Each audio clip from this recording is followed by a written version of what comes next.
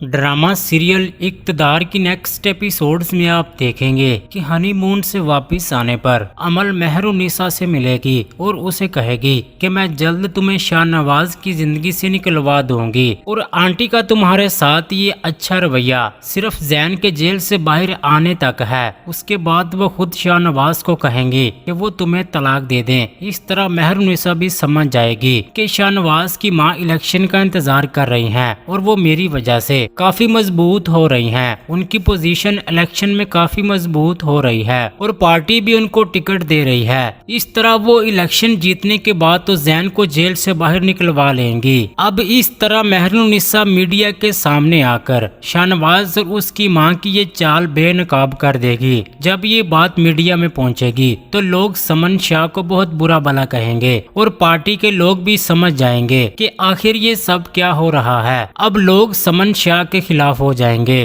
Party chairman भी समन शाह को phone करके कहेगा कि पार्टी प्रेशर की वजह से मैं आपको इस मर्तबा टिकट नहीं दे सकता।